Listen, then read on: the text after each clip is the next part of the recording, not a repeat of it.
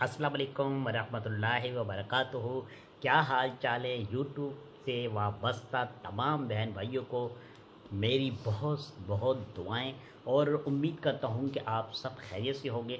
और आप लोग भी दुआएं किया कीजिए अपने लिए, अपने घर वालों के लिए, बहन भाइयों के लिए और ख़ास तौर पर मेरे लिए, क्योंकि मैं भी आप लोगों के लिए दुआएं करता हूँ और अच्छी अच्छी वीडियो आपके लिए लेकर आता हूँ। तो चलें वीडियो का आगाज़ करते हैं। तो वीडियो का आगाज़ करने से पहले अगर अभी तक आपने हमारे चैनल को सब्सक्राइब नहीं किया तो अभी बेल का बटन दबाएं, लाइक करें और शेयर करें। शेयर लाजमी किया कीजिए, क्योंकि शेयर करने से अगर आपकी तरफ से कोई एक अच्छी बात, एक अच्छी कहानी या कोई अच्छा एक पैगाम किसी के पास जाता है तो वह सदका जारिया भी है और सुन्नत रसूल भी है। तो अच्छी बात पहुंचाया कीजिए सब के पास। तो चलें अब हम आगाज़ करते हैं वीडियो का। तो पहले ज़माने के जो बादशाह हुआ करते थे वो रात को या सुबह को या शाम को एक टाइम रखते थे अपनी विरासत का, अपने गांव का या अपने शहर का चक्कर लगाते थे। देखते थे कि हमारी रियासत में रहने वाले लोग या हमारे शहर में रहने वाले लोग या हमारे गांव में रहने वाले लोग किस तरह ज़िंदगी बसर कर रहे हैं। किसी को कोई तकलीफ़ तो नहीं, किसी को कोई परेशानी तो नहीं। तो वो गश्त लगाया करते थे और देखा करते थे। तो एक बादशाह था, वो अपने वज़ीर के साथ, चंद ग़ुलामों के साथ निकला गश्त पे, चक्कर लगाने के लिए कि देखूं कौन क्या कर रहा है। अब घूमता घूमता बादशाह सलामत एक बस्ती से गुज़र रहा था तो क्या देखता है कि एक मासूम बच्चा है, छोटा बच्चा है। तो वो ज़मीन पर बैठा हुआ है और ज़मीन के अंदर खड्डा करता है, टोया बनाता है। जब वो टोया बन जाता है फिर उसके ऊपर मिट्टी डाल देता है, फिर उसको खोदने लगता है। फिर जब वो बन जाता है फिर उसके ऊपर मिट्टी डाल देता है। बादशाह ने देखा ये कैसा खेल है, ये बच्चा क्या कर रहा है। खड्डा बनाता है, मिट्टी निकालता है, उसके बाद मिट्टी डाल देता है, फिर वही काम। बादशाह घोड़े से उतरा तो बच्चे के पास गया, बैठ गया, उसके सर पे हाथ रखा और कहने लगे बेटा क्या कर रहे हो, क्या बना रहे हो। बच्चे ने कहा कब्र बना रहा हूं। बादशाह ने कहा कब्र किसकी। बोला जो मेरी बनाएगा। बादशाह ने कहा अगर आपकी कोई कब्र ना बनाए तो बच्चे ने कहा मैं फिर खेल रहा हूं। बादशाह बच्चे की ये बात सुनकर बड़ा हैरान हुआ। वजीर की तरफ देखा, गुलामों की तरफ देखा।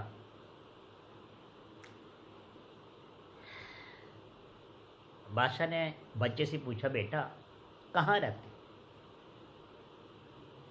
बच्चे ने कहा वो सामने हमारा घर है और मेरा इस दुनिया में कोई भी नहीं, मैं एक चाचू के पास रहता हूँ। बादशाह ने उस बच्चे को उठाया और अपनी बादशाही में लेकर आ, अपने महल में लेकर आ गया। अब बादशाह का काम क्या होता था, सुबह उठना, जब सारे लोग आ जाते थे तो बादशाह उस बच्चे को बुलाता, मट्टी पे बिठाता, बच्चा फिर वही हरकत करता। बादशाह सबके सामने पूछता बेटा क्या कर रहे हो। वो बोलता था मैं कब्र बना रहा हूँ। किसकी बना रहे हो। जो मेरी बनाएगा। बादशाह बोलता था अगर तुम्हारी कोई कब्र ना बनाए तो बच्चा बोलता था फिर मैं खेल रहा हूँ। बस इतनी सी बात बादशाह लोगों को सुनाता था। बस इतनी सी बात के लिए बादशाह ने उस बच्चे को अपने पास रखा। अब रोज़ का यही काम था, सुबह को भी शाम को भी बच्चा आता, यही किस्सा यही कहानी होती और फिर बच्चा चला जाता। एक दिन वज़ीर ने सोचा कि यार, बादशाह को तो इस बच्चे से बड़ी दिल लगी हो गई। अब बादशाह की कोई औलाद नहीं थी, तो बादशाह को तो इस बच्चे से अगर दिल लगी हो गई, कहीं ऐसा ना हो बादशाह इसको बेटा बना ले और आने वाले सालों में, आने वाले दिनों में ये लड़का जवान होकर इस विरासत का बादशाह ना बन जाए, मालिक ना बन जाए। जो ख्वाब वज़ीर ने देखा था वो कुछ और था। वज़ीर के 4 बेटे थे। वज़ीर चाहता था कि बादशाह सलामत सबसे छोटा वाला बेटा मेरा ले ले, उसको पाले और फिर एक दिन वो शहज़ादा बन जाएगा और फिर एक दिन वो बादशाह बन जाएगा। लेकिन उसको अपना ये ख्वाब सच होते हुए दिखाई नहीं दे रहा था। अब उस बच्चे की उम्र और वज़ीर के बच्चे की उम्र एक बराबर थी। वज़ीर ने अपना बच्चा भी लाकर वहीं छोड़ दिया। दिन गुजरते गए, बादशाह की वही रूटीन, बच्चे को बुलाता सुबह को, फिर कभी शाम को बुलाता और वही बात चलती। वज़ीर ने कहा यार, अगर ये लड़का यहाँ रहा तो मेरे लिए ख़तरे की घंटी है। अब क्या करूं, इसको पे ठिकाने लगाना पड़ेगा, वरना मेरे बेटे का मुस्तकबिल तबाह हो जाएगा, मेरा ख्वाब चकनाचूर हो जाएगा। मेरा सपना तो फिर सपना ही बन के रह जाएगा। तो उसके शैतानी खोपड़ी में एक मंसूबा आया। अब वज़ीर ने क्या किया, जो गांव का अच्छा कसाई था, मशहूर कसाई था, उसके पास गया और कहने लगा कि ऐ कसाई, मैंने तुमसे एक काम करवाना है और वो काम तुम्हें करना ही पड़ेगा। नहीं करोगे तो सज़ाए मौत, करोगे तो इनाम मिलेंगे, तहाइफ मिलेंगे। कसाई ने कहा, वज़ीर सलामत, ऐसा कौन सा काम है जो नहीं करूँगा तो मौत, करूँगा तो तोहफे। वज़ीर ने कहा, कोई ज़्यादा तेरे लिए मुश्किल काम नहीं है, तू तो वैसे भी ज़िबा करता है ना, बस एक बच्चे को ज़िबा करना है, उसके टुकड़े टुकड़े करने, उसको मारना है, बोरी में डालकर फेंक देना है।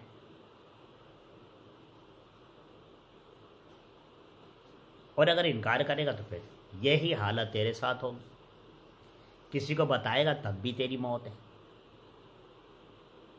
कसाई ने कहा, ठीक है, जैसे आपका हुक्म।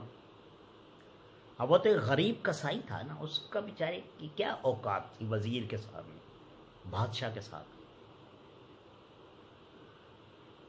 यहाँ तो अब के हालात ऐसे हैं इस दौर के कि अगर किसी शख्स के पास पैसे आ जाते हैं, थोड़ा सा अमीर हो जाता है, तो एक किस्म का वो अपने आप को बादशाह समझने लगता है। वह आम इंसान को आम इंसान ही नहीं समझता। तो फिर वह तो उस दौर का वजीर था, उसकी नज़र में कसाई की क्या हैसियत।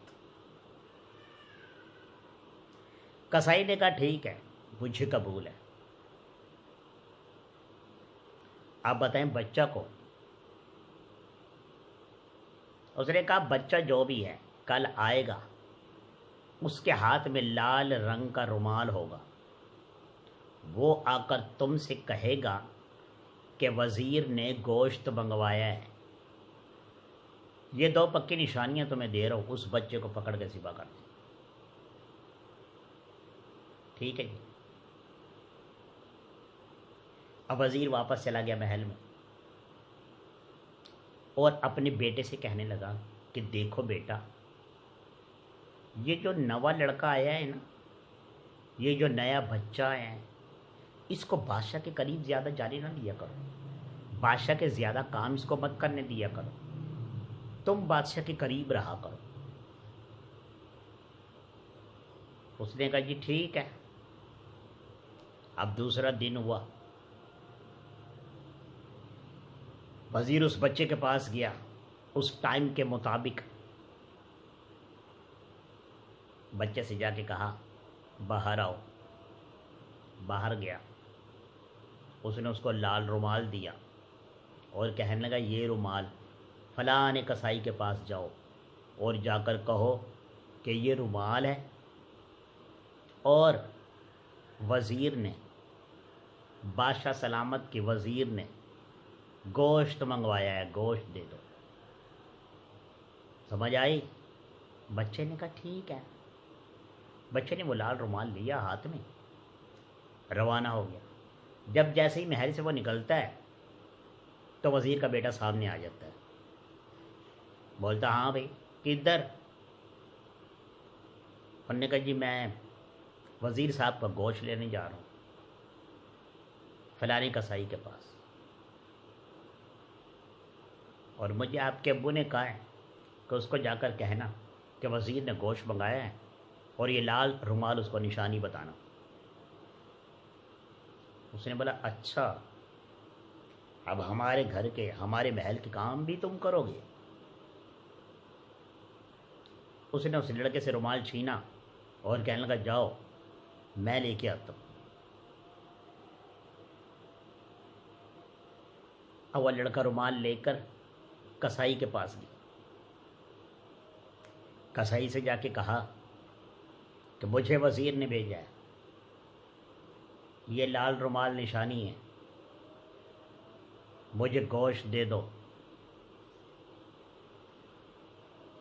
कसाई बच्चे को अंदर ले गया और जाकर ज़िबा कर दिया और लाल रुमाल को अपने पास रख दिया और उसके टुकड़े करके बोरी में डाल दिया, जैसा कि वज़ीर का हुक्म था। अब 1 घंटा या 2 घंटा गुजरा, जब वज़ीर ने कहा अब तक तो वो बच्चा मर गया होगा।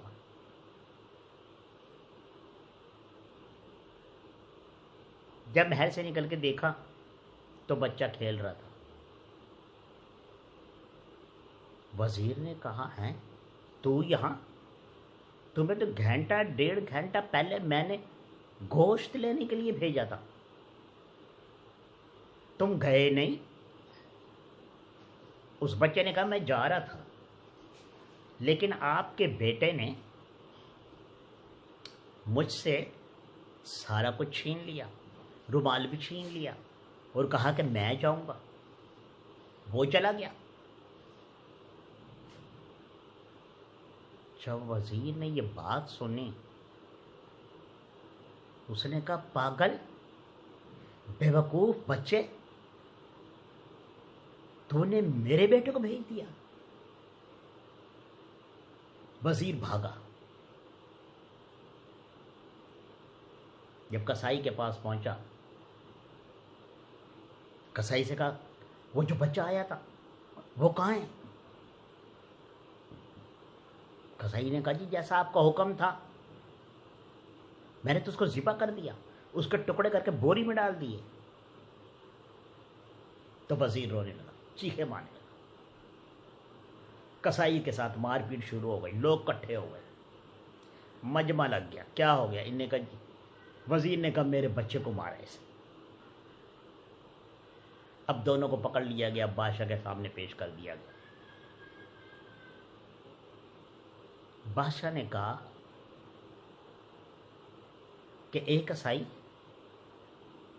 तेरी वजीर के बच्चे के साथ क्या दुश्मनी थी? तुमने ऐसा क्यों किया?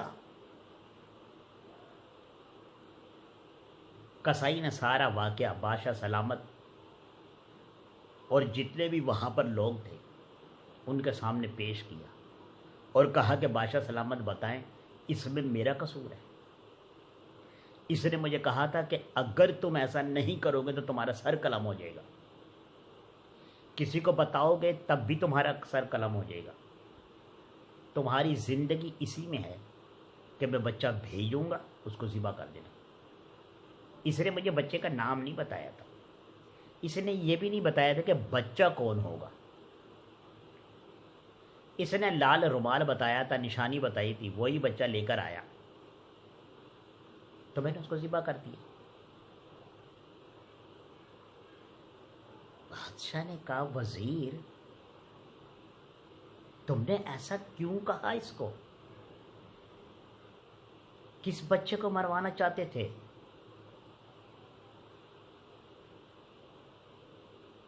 बताओ, वरना अब तुम्हारा सर कलम होगा। अब जो सज़ा कसाई को मिलनी है वो तुम्हें मिलेगी, जल्दी करो। अब बादशाह का हुक्म, वजीर का थर थर कांपना, पूरी रियासत, पूरा गांव वजीर की तरफ देख रहा है कि वजीर किस बच्चे को मरवाना चाहता था।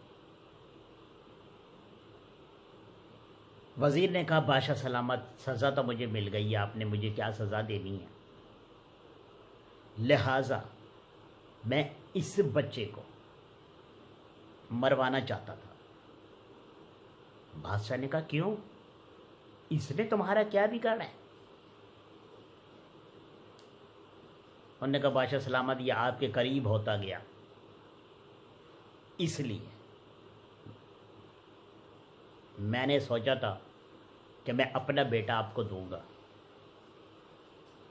आप उसको मालिक बनाओगे, कल को वो बादशाही का मालिक बन जाएगा, वो बादशाह बन जाएगा। मेरे दिल की ये ख्वाहिश थी।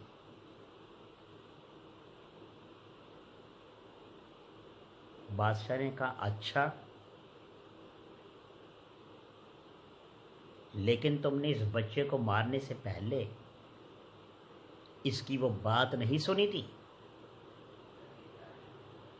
जो ये हर रोज सुबह को हमारे महफिल में यहाँ पर बैठकर बोला करता था, सुबह को भी शाम को भी। तुम्हें वो बात भूल गई इसकी कि जो मेरी कब्र बनाएगा मैं उसकी कब्र बना रहा हूँ, जो मेरी कब्र नहीं बना रहा फिर मैं खेल रहा हूँ।